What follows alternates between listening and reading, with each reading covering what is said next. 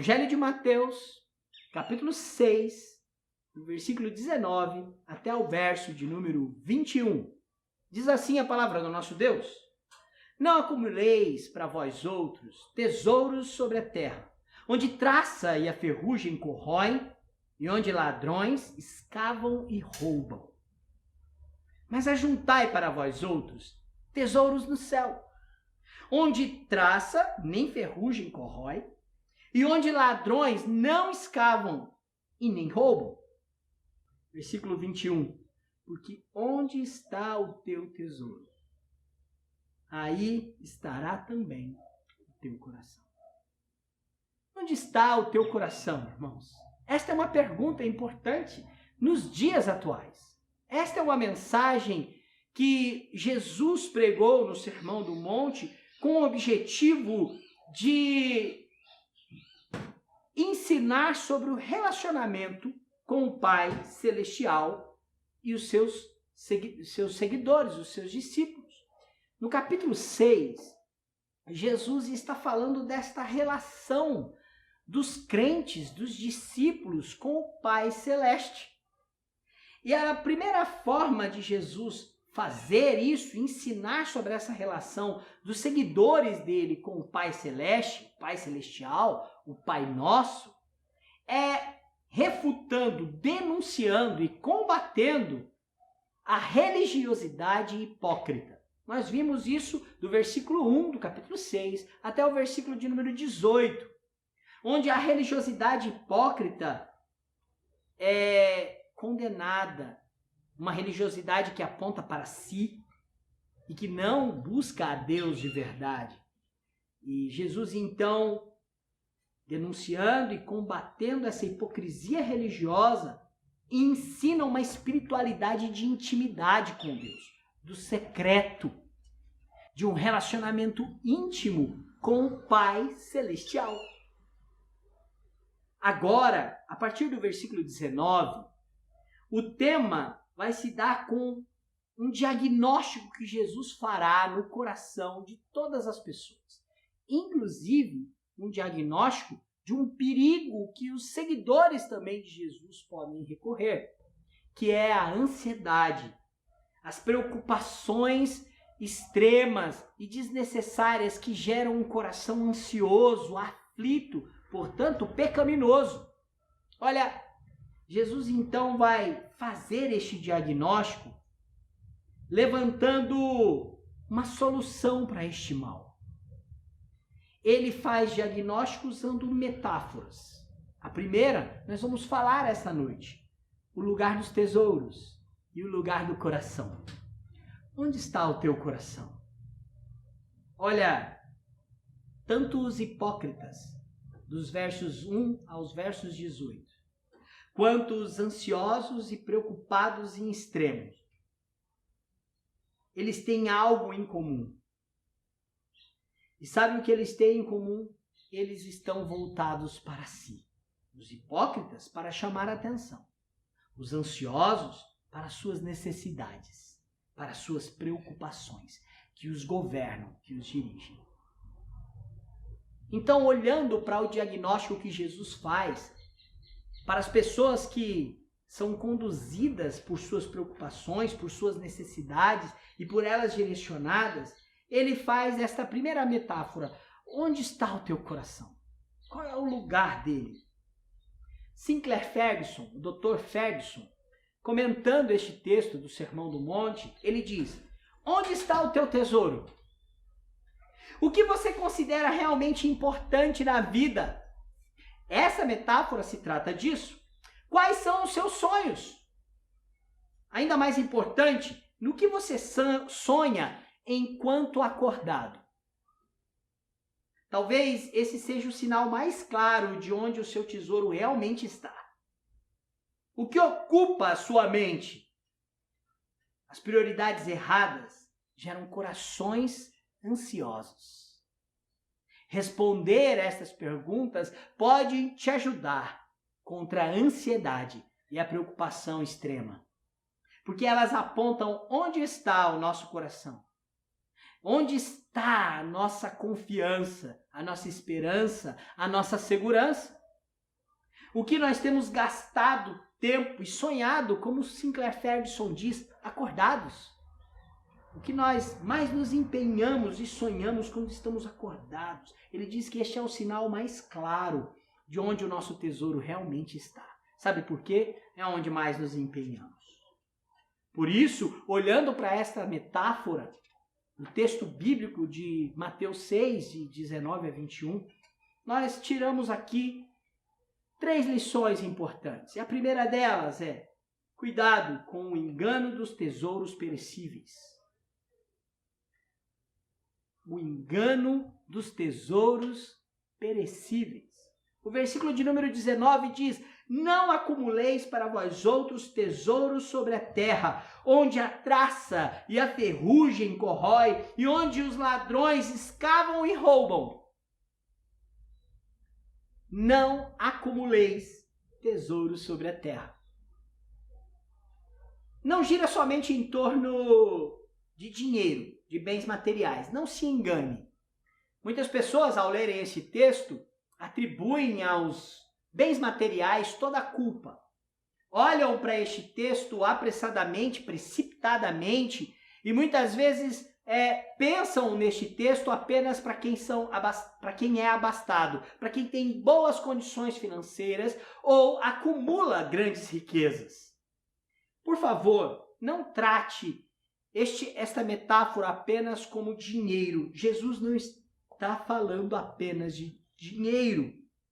Não gira apenas em torno de bens materiais, mas em tudo que atribuímos valor, tudo que colocamos como prioridade, tudo que dedicamos esforços.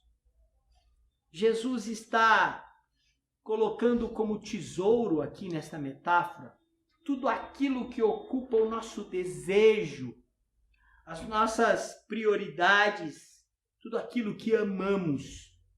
Por isso, não acumuleis tesouros sobre a terra.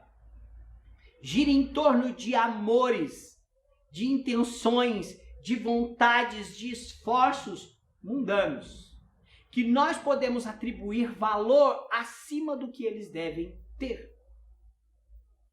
Veja bem, a expressão sobre a terra aponta para um lugar que sofre a influência temporal. Um lugar que sofre a influência do mundo secularizado, do mundo do maligno e do diabo. Por isso, um lugar extremamente corruptível. Por isso, a primeira lição é o engano dos tesouros perecíveis. Porque esta terra, este lugar, reserva valores, coisas que as pessoas atribuem como muito valorosas e preciosas, mas que são temporais, que estão sujeitas aos desgastes, que é perecível. Atente para o verso de número 19. Não acumulei sobre a terra onde a traça e a ferrugem corroem, e onde ladrões escavam e roubam. Qualquer tesouro neste mundo é perecível. Qualquer tesouro deste mundo é perecível.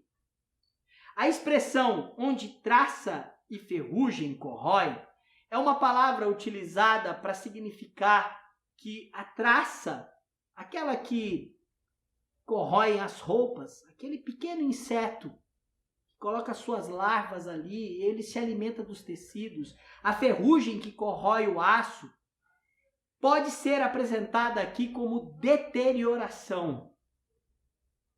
Não apenas com a traça ou com ferrugem, mas também como mofo, como as ervas daninhas que estragam todo um campo.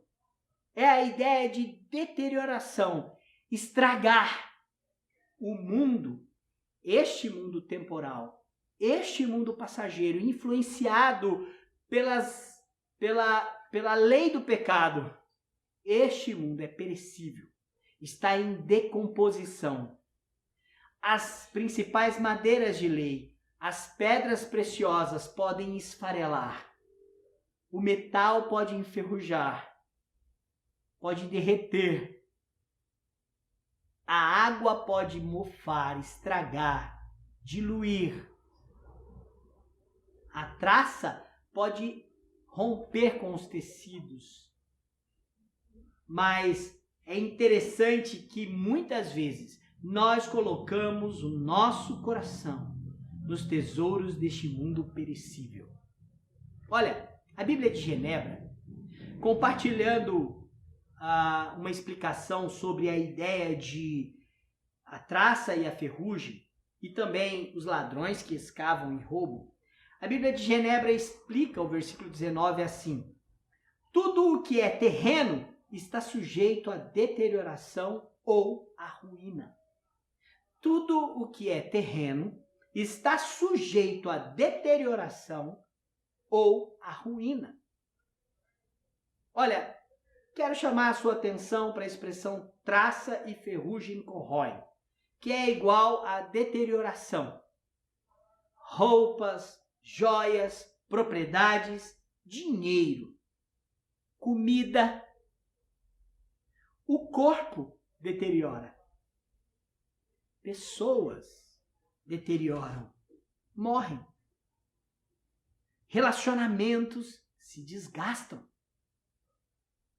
Cargos, status, posições se perdem. Tudo o que é terreno está sujeito à deterioração ou à ruína.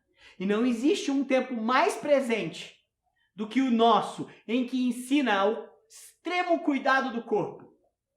Olha, eu quero dar o exemplo do corpo, porque justamente para que você não pense que Jesus está ensinando só sobre dinheiro, só sobre riquezas materiais, mas você pode tratar o seu corpo como um tesouro e tratá-lo como algo principal da sua vida.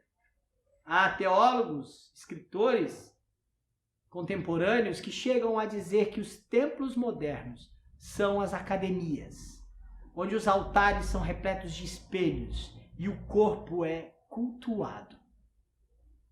Salmo 90, Salmo de Moisés, um salmo que exalta a eternidade de Deus e a sua bondade e justiça para guiar os seus filhos e nos trazer esperança. Este Salmo de Moisés, o Salmo 90, no versículo 9 e no versículo 10, diz assim: pois todos os nossos dias passam na tua ira, acabam-se os nossos anos como um breve pensamento. Versículo 10. Os dias da nossa vida sobem a 70 anos, ou em havendo vigor a 80. Neste caso, o melhor deles é canseira e enfado, porque tudo passa rapidamente e nós voamos. Olha, irmãos, irmãs, cuidado. Tudo que é terreno está sujeito à deterioração e à ruína. A traça e a ferrugem está aplicada aqui inclusive ao corpo, à vida, às pessoas, aos relacionamentos. Talvez o seu maior tesouro seja o seu relacionamento amoroso, conjugal. Talvez o seu maior tesouro sejam pessoas. Tem uma música de uma banda nacional que diz que tudo que viceja também pode agonizar. Crianças também morrem. Pessoas morrem. A verdade dura é que o mundo está em deterioração. Agora eu quero chamar a sua atenção para a expressão, para o final do verso, onde ladrões escavam e roubam. A ideia de escavar é uma ideia de que as casas construídas de barro eram muito fáceis de serem invadidas, ou fazendo buracos na própria parede ou no solo, entrando e então roubando os bens materiais. A ideia é de insegurança. Neste mundo, tudo pode estar em ruína, porque neste mundo, a maldade humana, a ação dos homens traz insegurança. Insegurança para cargos e status, relacionamentos, pessoas. Inseguranças quanto à vida e à saúde. Doenças, insegurança. Quanto à ação maléfica de outros. Quanto à inveja. O problema é que muitas vezes insistimos em ter os nossos tesouros perecíveis, fragilizados com a insegurança. Quando Jesus dá essa ilustração, ele está dizendo que neste mundo nada pode ser garantido se estes tesouros são tesouros terrenos, mundanos. Se eles recebem um valor dos quais eles não podem se sustentar, se manter, se preservar. 1 Pedro. O apóstolo Pedro diz assim na sua primeira carta, no capítulo 1, versículo 7. Para que uma vez confirmado o valor da vossa fé, muito mais preciosa do que o ouro perecível, mesmo apurado por fogo, redunde em louvor, glória e honra na revelação de Jesus Cristo. O apóstolo Pedro compara a nossa fé a um valor muito mais precioso do que o ouro. Olha só, perceba que não é apenas um significado metafórico, mas tem a ver com onde nós colocamos a nossa confiança, o nosso empenho, a nossa devoção e a nossa dedicação. A nossa fé está firmada em Cristo e redunda para o louvor e a glória e a honra na revelação de Jesus Cristo. 1 Pedro 1,18, que diz, sabendo que não foi mediante coisas corruptíveis, como prata ou ouro, que fostes resgatados do vosso fútil procedimento que vossos pais vos legaram. Cuidado para achar que a herança que você irá deixar para os seus filhos são tesouros terrenos. Há um legado espiritual que provém da fé e que direciona a vida do crente. Dr. Lloyd Jones, ao comentar o Sermão do Monte, ele diz, o amor a qualquer coisa que comece e termine aqui mesmo. O amor a qualquer coisa que comece e termine aqui mesmo, nesta vida e neste mundo. Estas são as coisas que nos devem deixar em estado de alerta, para que não as transformemos em nossos tesouros. Eu gosto de C.S. Lewis, que diz, tudo o que não é eterno é eternamente inútil. Cuidado para não ter tesouros perecíveis. Perecíveis porque traça e ferrugem corrói, estão em deterioração. Perecíveis porque não podem se guardar, se sustentar. Eles são inseguros. Olha só, segunda lição deste texto aponta para uma iniciativa positiva, a primeira para uma negativa. O engano dos tesouros perecíveis. Agora, uma característica positiva, no versículo 20, Jesus ordena algo muito positivo. Ele diz, mas ajuntai para vós outros tesouros no céu, onde traça nem ferrugem corrói, e onde ladrões não escavam nem roubam. Então a segunda lição é buscando tesouros na eternidade. Busque tesouros na eternidade. Jesus estimula isso. E quando ele o faz, esse estímulo de busca, de intensidade, é para ajuntar para vós outros tesouros no céu. Uma referência a valores, a virtudes e bênçãos dos céus. Nossa vida deve ser movida pela eternidade. E eu te pergunto, o que move o seu coração? As suas intenções? O que move a sua força? O que move a sua intensidade?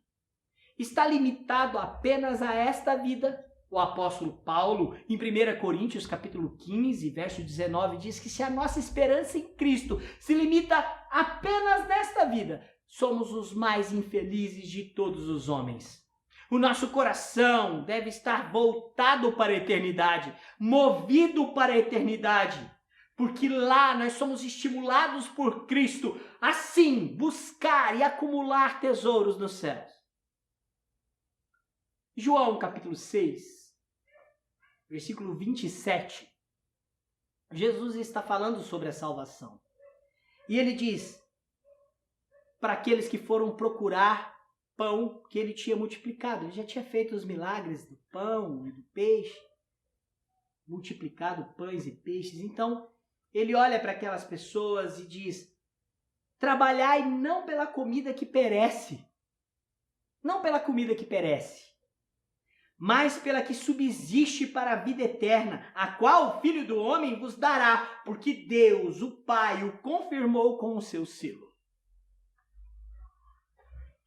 Percebe a motivação espiritual que isso tem? Atribuirmos valores àquilo que o Pai Celeste atribui valor. Não é o alimento humano, a comida que perece, é o pão da vida, Jesus Cristo. A minha pergunta é: o quanto de Jesus tem saciado a sua vida como alimento? O quanto da água, que é a água viva, que é Jesus, tem matado a sua sede? Ou você ainda anda com fome e ainda anda sedento à procura de cisternas rotas e vazias, procurando águas que não são puras e que não podem saciar a sede? Você ainda anda tateando no escuro ou já encontrou a luz da vida? Por isso, irmãos, eu quero convidar você a ler comigo um texto de Colossenses, capítulo 3, verso 1 e 2, onde o apóstolo Paulo diz: portanto, se fosses ressuscitados juntamente com Cristo. E a expressão ressuscitados juntamente com Cristo é uma expressão que nos liga, nos coloca em união com Cristo. Estamos unidos na sua morte na cruz, estamos unidos na sua ressurreição para uma novidade de vida. Então, quando Paulo usa essa expressão, ele está falando da nossa união com Cristo. Então, eu vou ler novamente para que você entenda isso. Portanto, se fostes ressuscitados juntamente com Cristo para uma nova vida, buscai as coisas lá do alto, onde Cristo vive, assentado à direita de Deus. Pensai nas coisas lá do alto, não nas que são aqui da terra. É por isso que nas perícopes anteriores deste ensino do Sermão do Monte, nós temos a oração do Pai Nosso, que nos compromete primeiramente com Deus: santificado seja o teu nome, venha o teu reino, queremos fazer a tua vontade, faça a tua vontade. Você percebe, meu irmão e minha irmã, que a minha união com Cristo me coloca numa perspectiva de buscar as coisas do alto, do céu, da eternidade, pensar nelas, ser movido por elas, tê-las como valor para a minha, para a sua vida. A ausência de corrupção no céu fica clara no versículo de número 20. Ele usa os mesmos exemplos, traça e ferrugem. Mas o tesouro do céu é imune a esse tipo de deterioração. A ausência de corrupção e deterioração gera segurança, porque nem os ladrões podem escavar e roubar. É um lugar seguro. Um lugar seguro não apenas para a sua alma, mas para os seus valores, para o seu esforço, para o seu investimento. A ausência de corrupção, onde nem traça, ferrugem corrói, onde ladrões não escavam e não roubam. Podem ser entendidas que estes tesouros podem ser vivenciados aqui, e os seguidores de Jesus no Sermão do Monte são desafiados a isso. Reparem nas bem-aventuranças, como o Sermão do Monte começa. Os bem-aventurados são homens e mulheres que têm virtudes de Cristo na sua própria vida. Não são valores terrenos, é humildade, é perseguição por causa da justiça de Cristo, é percepção dos seus erros, é lamentar por estes erros, é buscar a paz de Deus, e agir como um pacificador. Olha só, nós poderíamos acrescentar a esta lista, como William Hendriksen, teólogo, comentarista do Novo Testamento, faz dos tesouros, além das bem-aventuranças, como o perdão dos pecados, orações respondidas, o nome no livro da vida, a morada celestial, o amor do Pai, a paz que é só possível ter em Cristo, a habitação interior permanente do Espírito Santo em nós. É algo, irmãos, que não tem preço. Se continuarmos a olhar nessa perspectiva, olharemos para valores celestiais que diante de Deus têm muita importância. Santidade, fidelidade, verdade, amor. Todas estas virtudes são ditas no capítulo 5. Quanto à aplicação da lei. Por isso nós podemos experimentar desta riqueza celestial, deste tesouro celestial, através de Cristo Jesus. O apóstolo Paulo tem tanta convicção disso, que em Efésios capítulo 1, versículo 3, ele diz: bendito o Deus e Pai de nosso Senhor Jesus Cristo, que nos tem abençoado com toda a sorte de bênção espiritual nas regiões celestiais em Cristo. 1 Pedro, ainda no capítulo 1, agora os primeiros versículos, versículo 3 e o versículo 4, Pedro nos ensina assim: bendito Deus e Pai de nosso Senhor Jesus Cristo, que segundo a sua muita misericórdia nos regenerou para uma viva esperança mediante a ressurreição de Jesus Cristo dentre os mortos. Versículo 4 agora. Para uma herança incorruptível. Uma herança incorruptível, sem mácula, imarcessível, reservada nos céus para vós outros. Esse estímulo, irmão e irmã, nos convida a buscar os valores do reino dos céus. Este sermão é escrito para homens e mulheres que são desafiados a buscar este tesouro. William Hendriksen, ainda comentando este texto, diz que os tesouros celestiais são a prova de traça e a prova de ferrugem, a prova de furto. Em outras palavras, são de duração eterna em todo o seu brilho fulgurante, como possessão intransferível dos filhos do Pai Celestial. É herança incorruptível. Onde está a sua herança? Onde está o teu tesouro? O último versículo também traz a terceira lição, o terceiro princípio, a advertência de Jesus. O primeiro é uma proibição: não acumuleis tesouros da terra, porque eles são perecíveis. O engano de tesouros perecíveis. Depois Jesus ordena com estímulo: acumuleis tesouros nos céus, para vós outros. Ou seja, nós devemos mover a nossa busca para a eternidade, para tesouros da eternidade. Mas agora, por fim, a terceira lição é uma advertência. Jesus diz, versículo 21, porque onde está o teu coração, aí estará também... Eu estou lendo toda vez errado, me perdoe. Porque onde está o teu tesouro, aí estará também o teu coração. Olha, coloque o seu coração no lugar certo. Coloque o coração no lugar certo. O lugar do coração. Onde é este lugar? Aí estará também o teu coração. Esta é uma expressão, quando Jesus fala do nosso coração, ele aponta para uma expressão, irmãos, da centralidade da nossa vida. Nosso nossos esforços, nossos empenhos mais dedicados, aquilo que nos impulsiona, que nos motiva. Onde está a nossa maior motivação, a centralidade da nossa vida, onde nós gastamos mais tempo, mais recursos, mais esforços para obter? Ali está o nosso coração. Por isso, esta última lição é uma grande advertência. Coloque o seu coração no lugar certo. Você sabe por que isso tem a ver com a ansiedade?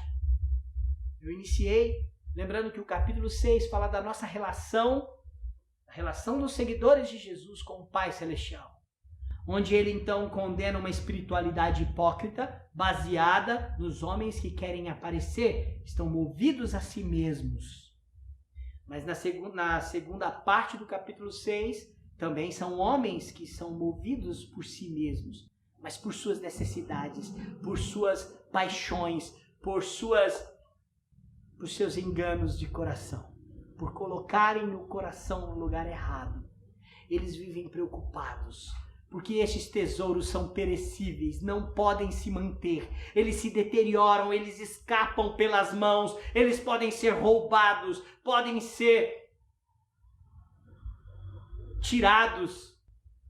A verdade é que o que gera ansiedade no coração dos inseguros, dos homens e mulheres que alimentam o seu coração com tesouros que são perecíveis, sejam eles coisas boas, como relacionamentos. Sejam eles coisas boas, como pessoas e o cuidado com a saúde, com o corpo. Mas muitas vezes essa é a nossa maior ênfase. Então nós adoecemos. Nós adoecemos porque o maior tesouro da nossa vida é perecível, é fugaz, é transitório, é passageiro, não se sustenta, não pode estar seguro. A ansiedade, a insegurança e excesso de preocupações é fruto de um coração no lugar errado. Coloque o seu coração no lugar certo. Coloque o seu coração na eternidade. Eu ainda quero destacar algo importante sobre este assunto. Porque ao ler esta passagem, você pode interpretar que Jesus está fazendo uma proibição ou uma condenação contra as riquezas ou contra as posses. Algumas pessoas leem esse texto e entendem que Jesus está condenando o lucro comercial, por exemplo.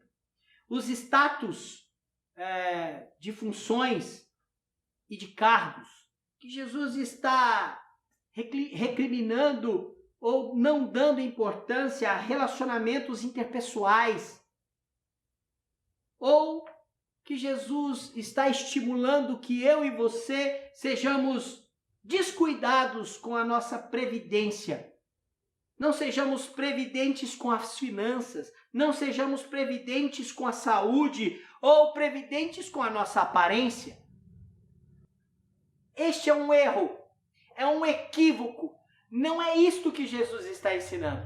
Jesus não está ensinando a condenação ou a proibição de riquezas, nem muito menos de todas essas coisas que têm o seu valor.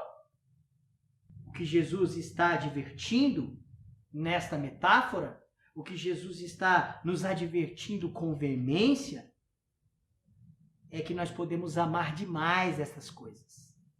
Nós podemos amar demais essas coisas a tal ponto de dedicar toda a nossa vida, todos os nossos esforços, a imprimir toda a nossa confiança, esperança, expectativa de alegria nessas coisas.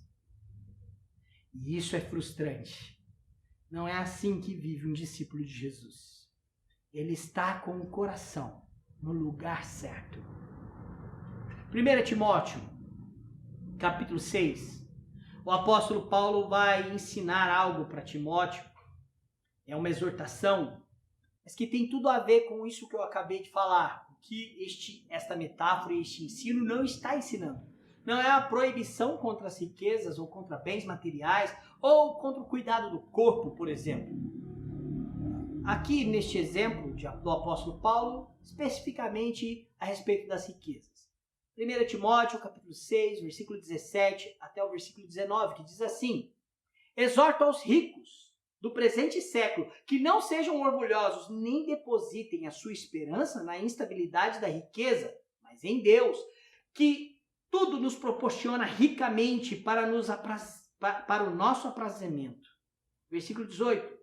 Que pratiquem o bem, sejam ricos de boas obras, generosos em dar e prontos a repartir. Que acumulem para si mesmos que acumulem para si mesmo tesouros. Aí ele explica: sólido fundamento para o futuro, a fim de se apoderarem da verdadeira vida. Este tesouro do qual o apóstolo Paulo está falando para se acumular, porque eles devem acumular, está voltado para o futuro, um caráter escatológico do reino dos céus, da vinda do reino celestial, a fim de se apoderarem da verdadeira vida. Olha, meu irmão e minha irmã, cuide de seus bens materiais. Seja previdente com as suas finanças, com a sua saúde, com a sua aparência, seja zeloso, com os seus relacionamentos, intensamente ame, respeite. Mas cuidado para não fazer disso o seu maior tesouro, a sua maior fonte de riqueza. Um dia, Jesus disse: quem quiser ganhar a sua vida, perdê-la-á. E quem perder a sua vida por mim, achará. Dr. Carson, no Sermão do Monte, diz: trocar o eterno pelo temporário é um mau negócio. Não importa com quantas lantejoulas se enfeite o temporário para torná-lo mais chamativo. Será muito triste se tivermos de seguir os exemplos de Acã, de Salomão, do jovem rico e de Demas, que amou o presente século, para descobrir essa verdade por nós mesmos. Coloque o seu coração no lugar certo. Coloque o seu coração na eternidade. Em Cristo. Busque estas coisas lá do alto. Virtudes do reino, valores do reino, esperança do reino.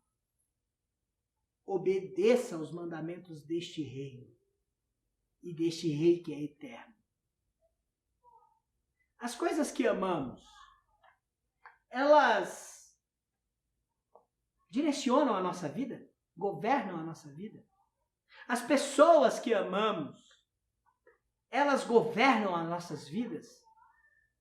As funções que exercemos, elas direcionam e impulsionam toda a minha vida. Onde está o meu coração? Onde está o meu coração diante destas coisas todas? Onde o meu coração tem me levado? A tesouros que são perecíveis? Ou o meu coração está depositado na eternidade, seguro em Cristo Jesus, para desfrutar de um relacionamento de cuidado e de herança eterna com o Pai Celestial? Jesus nos ensina a vencer uma vida ansiosa, tirando o nosso coração, que muitas vezes está seguro em fatores mundanos e temporais, movendo o nosso coração para a eternidade com o Pai da eternidade, o Pai Celestial. Que a sua vida e o seu coração estejam no lugar certo. Que você invista nos tesouros da eternidade. E que aquilo que é perecível possa ser desfrutado, mas com a segurança da eternidade em Cristo Jesus. Sem desviar, sem corromper aquilo que nós realmente damos valor. Cristo e o seu reino. Que Deus abençoe a sua vida. Ei pessoal, quer continuar assistindo os nossos vídeos? Clique aqui e você vai ter acesso em outros vídeos. Mas também se inscreva no nosso canal, tá bom? Acione o sininho e compartilhe com outras pessoas.